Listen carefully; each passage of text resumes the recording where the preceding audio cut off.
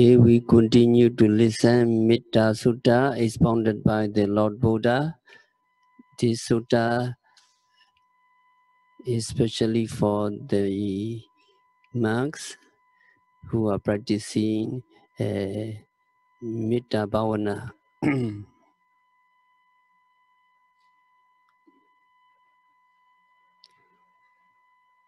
So if the Metta practitioners or Vipassana yogis want to dwell penetrating the state of calm,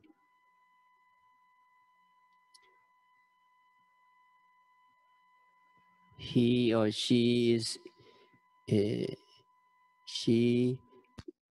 must be skilled in its good and should practice the three trainings. Three trainings are Sila, Sikha, Samadhi, Sikha, and Pinya Sikha. Morality training, concentration training, and wisdom training.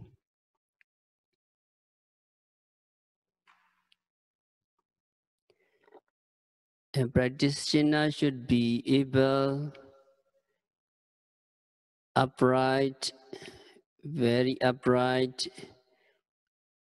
obedient, gentle, and not conceited.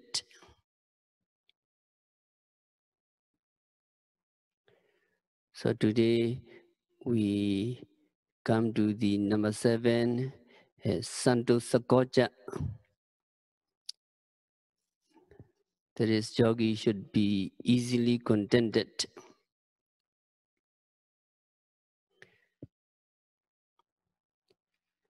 So in this teaching,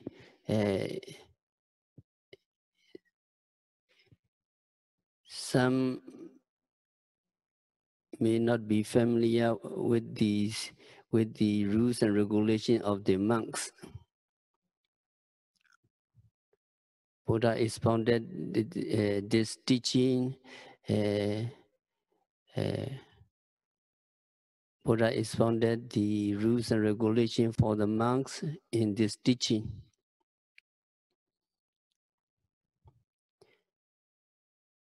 But nowadays, people are facing crisis, economic crisis within a crisis.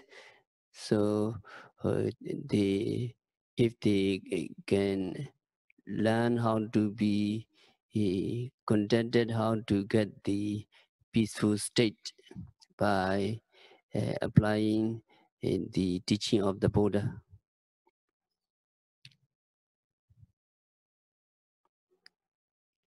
So Santo Sakoja, yogi should be easily contented. To be contented means, number 1, to be satisfied with what is available. Number 2, to be satisfied with what can be obtained within your own ability. Number 3 is to be satisfied with what is suitable or proper. These are the 3 kinds of contentment. If it is multiplied with 4 kinds of requisites, necessity for the monk, 3 contentment multiplied by 4 requisites, it will come to 12. So yogi should be contented in the light of these 12 qualities of contentment.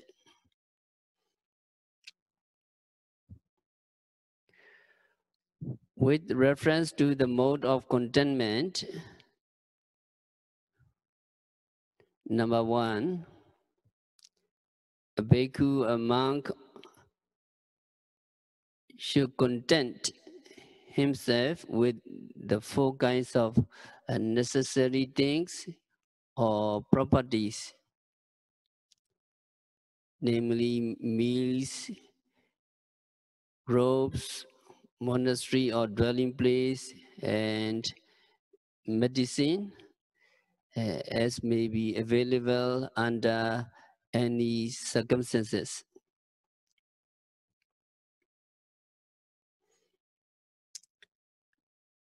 As regards meal, Lord Buddha had given exhortation to the monks from the time of their first entering into monkhood.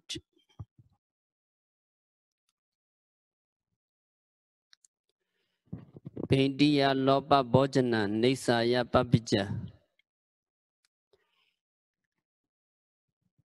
tata te yawa jivom usahokaraniya.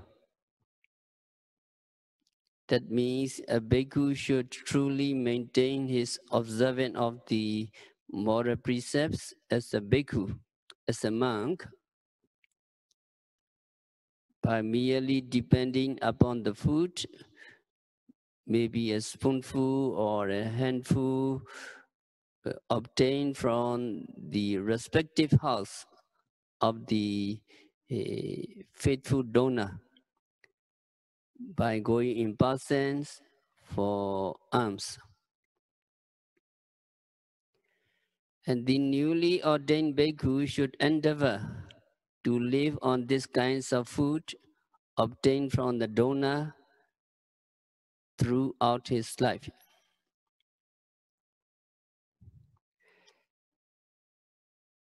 The significant point is that bhikkhu should go around for alms and lead a holy life.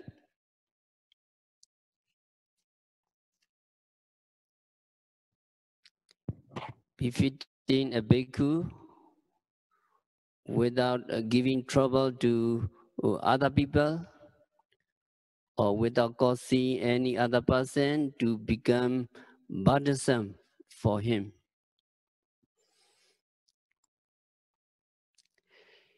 It would be a very heavy responsibility for the part of a benefactor if he or she were to cook meals and serve the monk every day. Nobody will have any trouble. If the bhikkhu can obtain food by going rounds for alms to the houses from where he can receive food and other eatables as may be willingly and generously offered by the benefactors.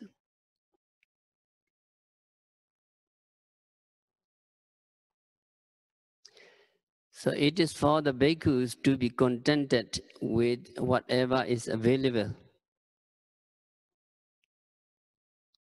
So according to the Vinaya rules for the monks, it will be a dukkata, a breach of Sakya conduct of bhikkhu.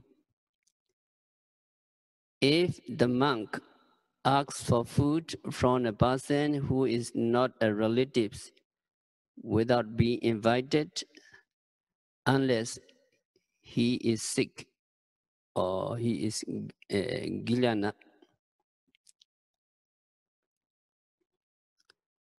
so the monk should not ask for food without being invited unless he is sick.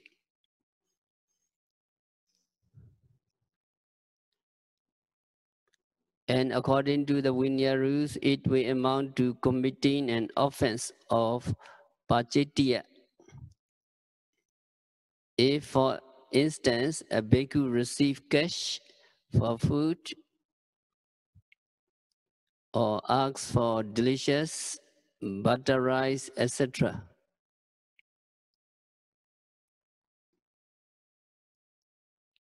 so bhikkhu should not receive cash or ask for delicious butter rice, etc. Even at the time of serving the meals, if a bhikkhu is not invited, he should not ask for it.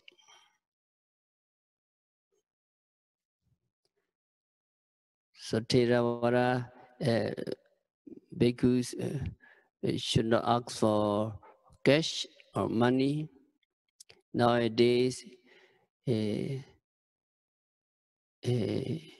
you can come across some bhikkhus near a famous shrine or a crowded place like a wharf or a jetty, asking for cash to be donated to them. These are a few instances where a breach of conduct of bhikkhu is involved.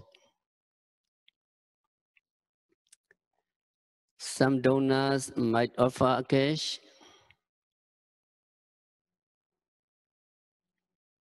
Every time a bhikkhu handles the cash that is offered, it will amount to committing Niskiya Pajitiya offense of bhikkhu, according to the rules for the monks, Patimokkha rules. So such a faulty conduct is harmful to the sasana, to the teaching of the Lord Buddha.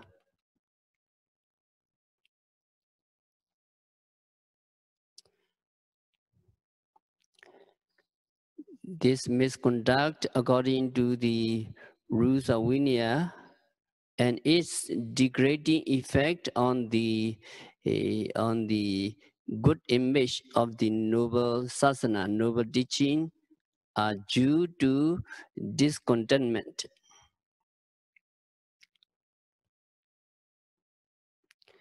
So it will be of advantage to a monk if there is contentment.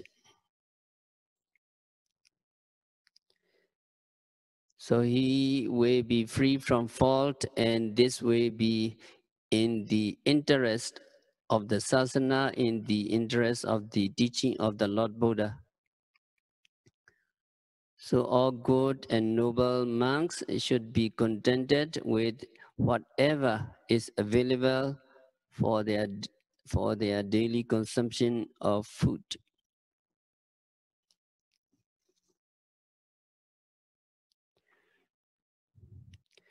So with regard to food, Paintabada, how Lord Buddha uh, uh, was contented and how he practiced patience, Buddha and 500 monks.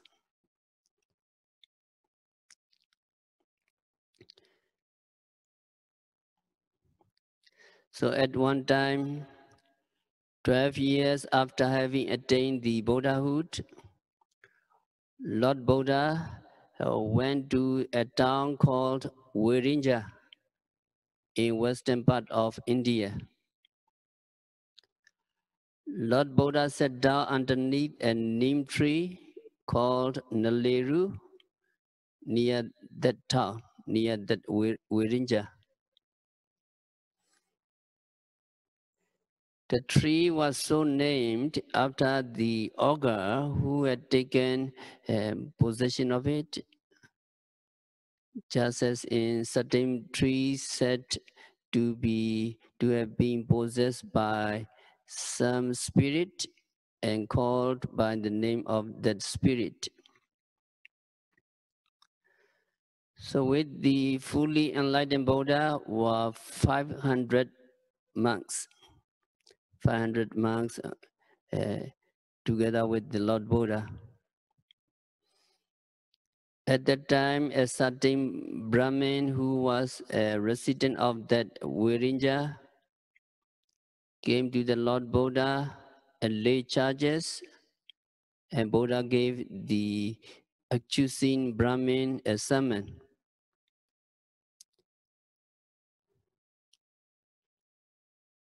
And that Brahmin attained the state of Sotapanna.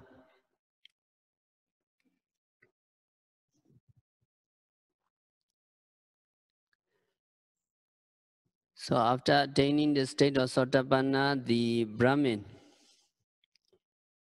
requested the Lord Buddha to spend the current vasa at that Virinja. Lord Buddha granted that request, and Lord Buddha and his 500 disciples spent a vasa reigning retreat there. The Brahmin of Virinja had requested the Lord Buddha and 500 monks to stay for the rainy season, but he had not offered to build a monastery for him, and the 500 disciples of the Lord Buddha had to seek shelter wherever available near the tree. So the shelter for monks were probably the smaller neem trees around that big neem tree. As there was drought in that year, the monks did not have trouble from getting wet with rain. So now you see Lord Buddha and monks, his disciple of the Lord Buddha, stay under the trees.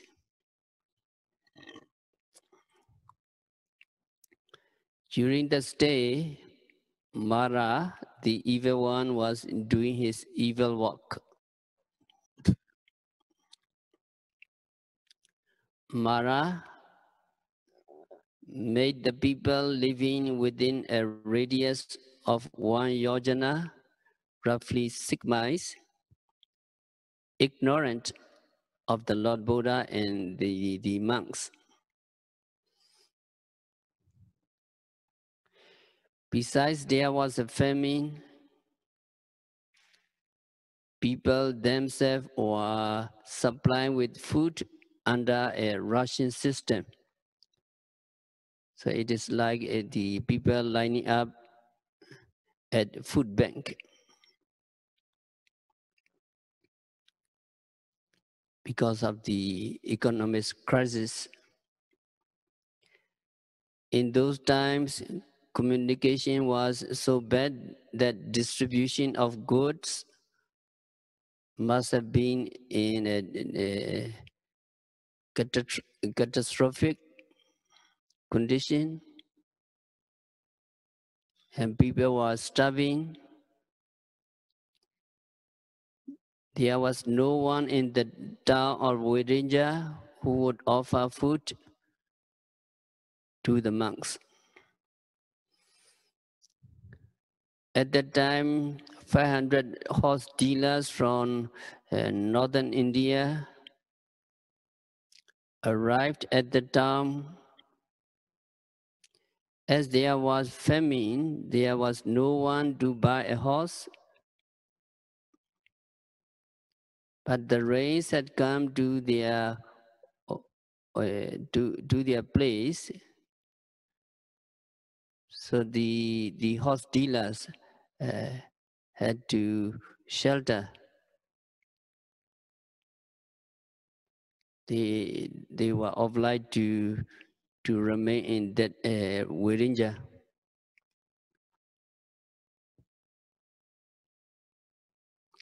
So when the 500 the horse dealers saw the bhikkhus, they were willing to offer food to the Lord Buddha and his disciple. But as they were they were mere visitors, they were only travelers, they had no facility to make the offering a daily affairs. But they had with them a large supply of what called a tough kinds of wheat for feeding their horses.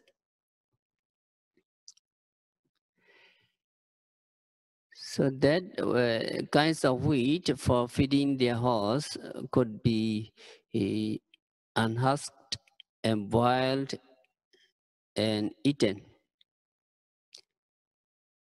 So it is called pulaka. Pulaka has been often translated as mayo rice. The horse dealers told the horse dealers fed their horses only once instead of twice daily as they used to do, and offered the horse food to the Lord Buddha and the monks.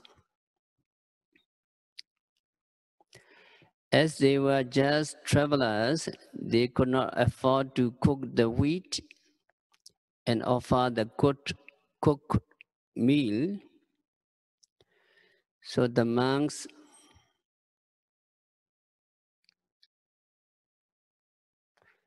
had to make do with what was offered them.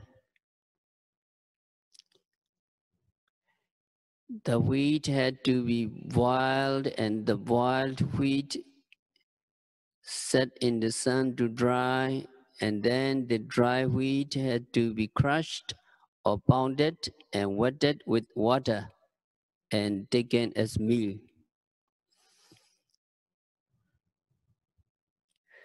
So the work had to be done by groups of 8 monks or 10 monks each.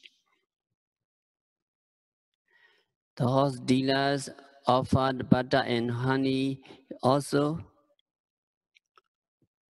Venerable Ananda makes wheat with butter and honey and offered the meal to the Lord Buddha. And it is said that the deities put their celestial food in the mixtures. Lord Buddha accepted the food and after taking it, spent the entire days sitting under the great neem tree and went into Palasamapati. And all the monks, with the exception of Venerable Ananda, were arahants. So they were not shaken for any reason.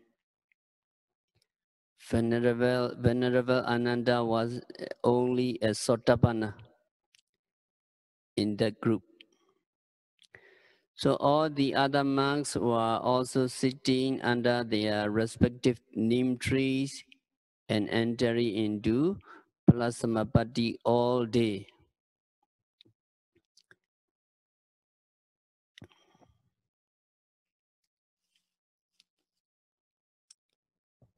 In this manner, Lord Buddha and the 500 arahants spent the entire vasa, spent the entire three rainy months at that famine place. It is an instance which we should admire for the Lord Buddha and his disciple practicing content, contented.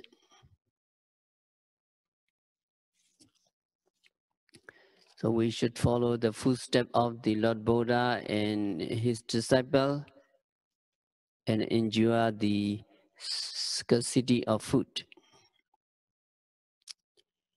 And we should ponder in this way, and while being deeply respectful of the Lord Buddha's patience and endurance, and we should practice also.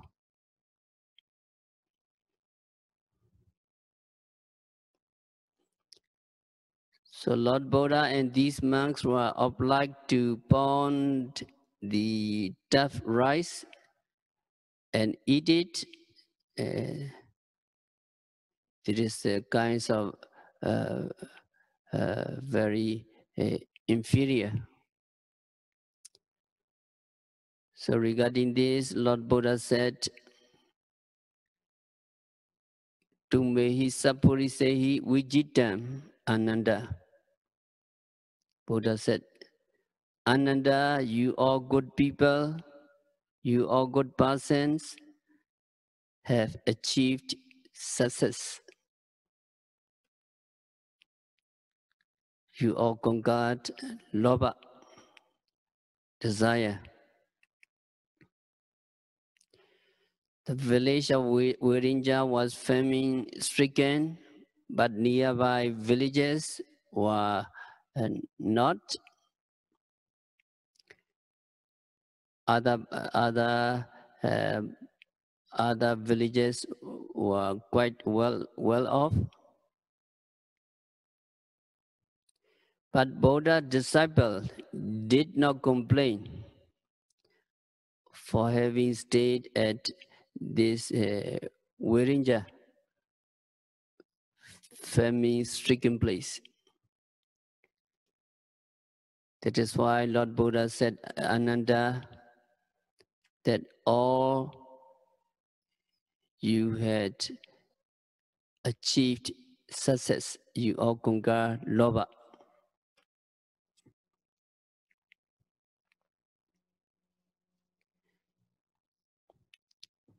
And then as regard robes,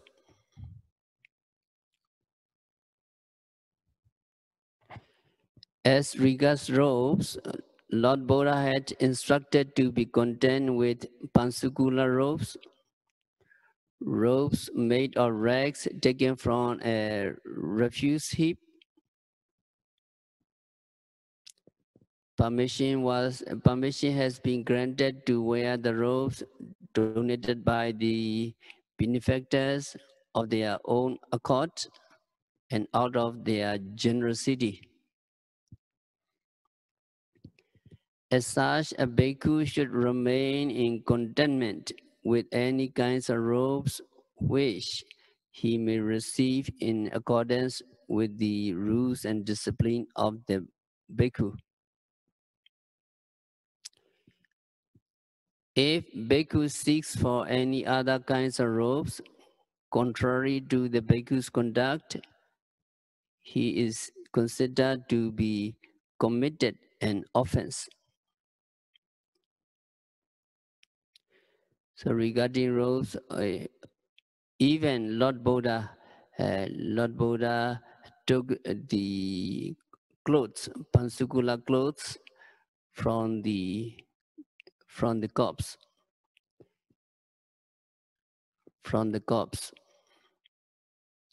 When Buddha went to Uruvela forest and to take the clothes from the Pona, the lady, and there are many worms uh, uh, within the robes, and Buddha had to take these clothes and wash properly, and Buddha used the pansukula robes. Very amazing.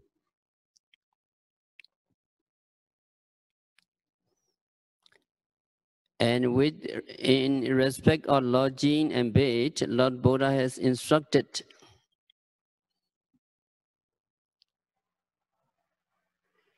the bhikkhus to stay at the foot or under the shade of the tree or reside in a monastery or a building offered as a gift. So to remain in contentment is essential. If a bhikkhu accepts cash and requests that a building be constructed with that money, or If bhikkhu receives the gift of money in person and keeps it in his possession, or if he personally spends this money for the purpose of building a monastery, that bhikkhu, that monk is guilty for the bhikkhu's offense.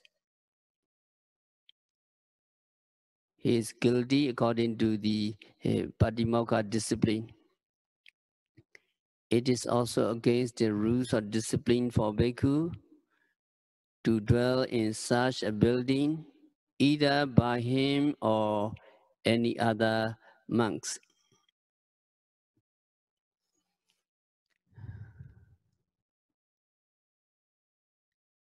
And the last one is medicine.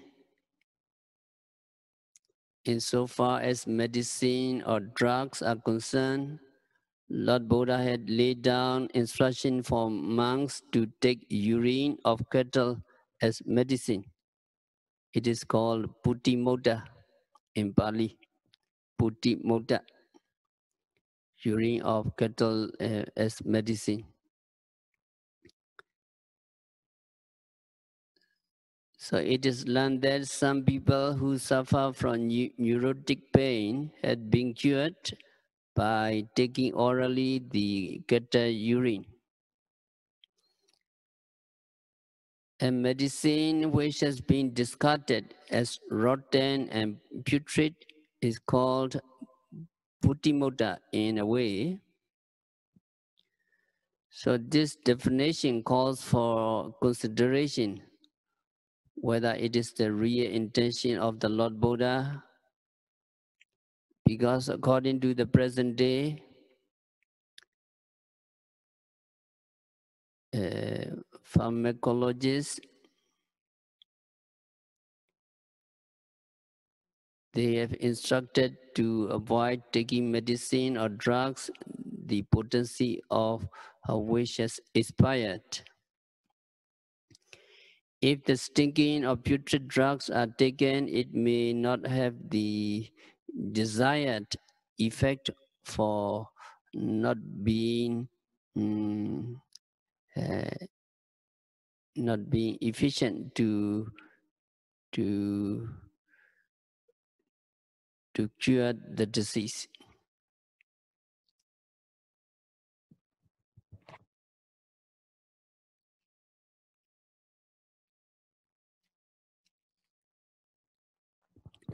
Also, it may be difficult to search for a medicine that has been discarded. So,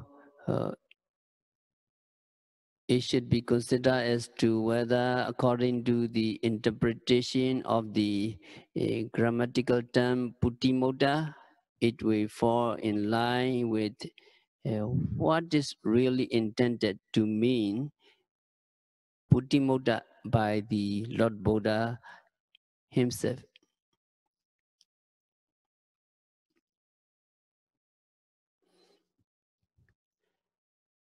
And in regard to medicine, a sick monk can ask for it from any person according to the rules. However, it will be a niskiya offense for a monk if he asks for money from other people and buys medicine and makes use of it. Contentment is also necessary relating to the medicine that is available. If the monk remains in contentment with what is available, it is known as Yathalabha Santosa in Pali. Then, because of sickness or general debility, when a monk makes use of suitable food, robes, monastery, bed, and medicine, which he received in exchange for his own properties, which are unsuitable. It is called Yatta Bala Santosa in Pali. What is meant by it is to be contented with what is available to him in his own capacity or within his own ability.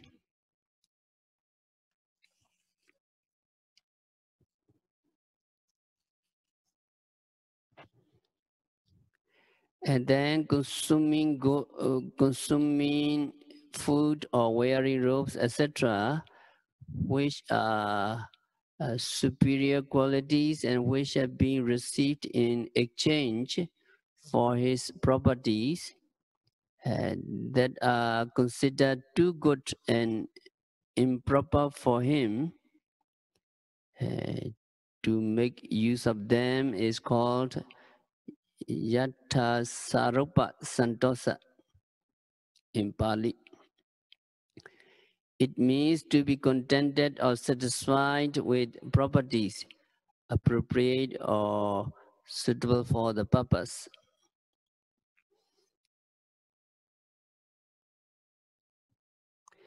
In brief,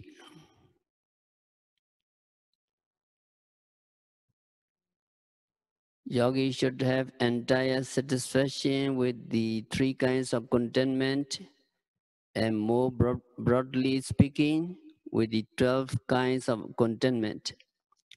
Otherwise, he can be guilty. In this mundane world, to have satisfaction with his own wealth is important.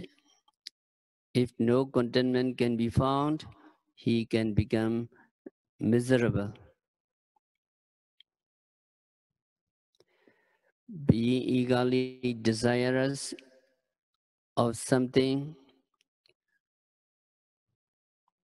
which is not within his own reach, if he does anything that ought not to be done, he is likely to, to commit a criminal offense.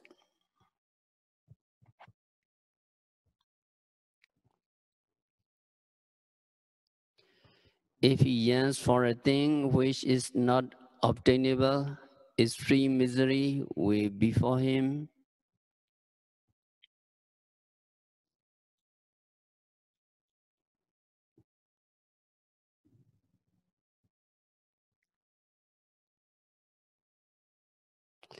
If the head of the household is not satisfied with the meals cooked and served at his home, he can be at loggerheads with his housewife, or that he may pick up a quarrel on that reason, which we thereby cause misery to him. So in the present day world, there are a number of rich people who have become miserable for not being contented with what they own and possess. They never satisfied with their enjoyment. So they have to become miserable. So yogi should feel satisfaction with what he has.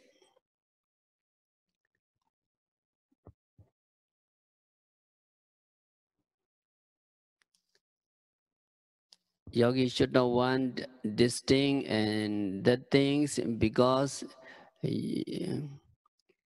uh, here monks actually are supported by lay people.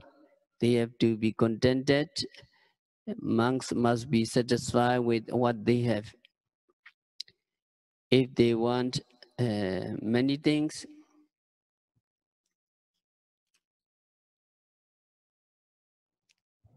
They will have to ask the lay people to give them these things. I want another robe. I want a new robe, new bowl. So that would be something like harassment for lay people, for benefactors. So contentment is a very good quality to be developed by the monks and by lay people.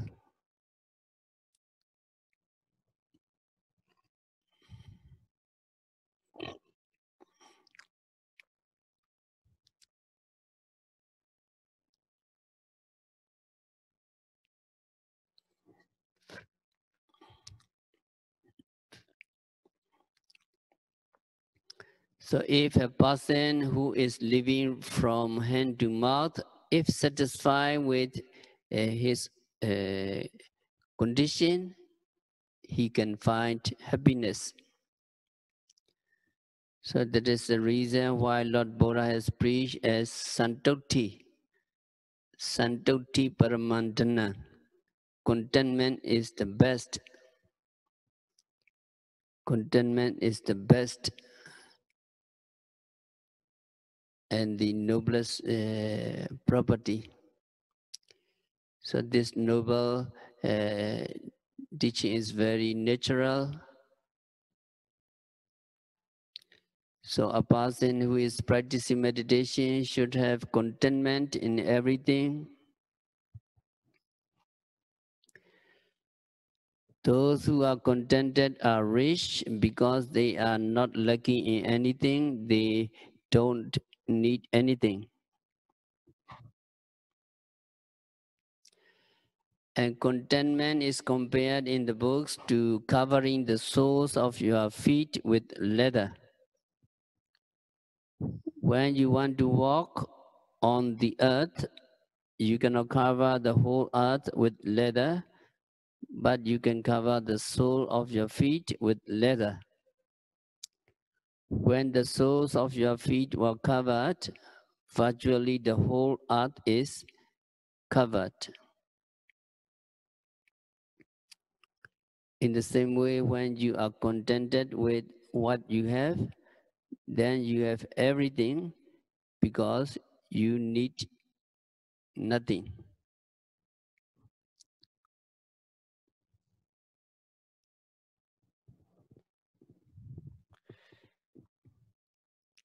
So that is in number 7, the Santokti. Santokti or Santosako, to be contented. To be contented. Now people are facing the crisis, economic crisis within a crisis, and if they strive on to overcome this crisis, and also at that moment they need to be contented.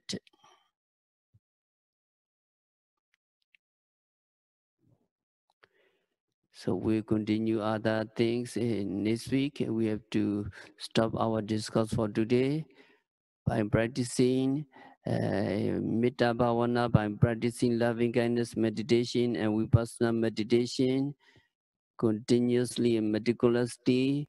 May all practitioners realize the real peace in the very near future. Sadhu, sadhu, sadhu.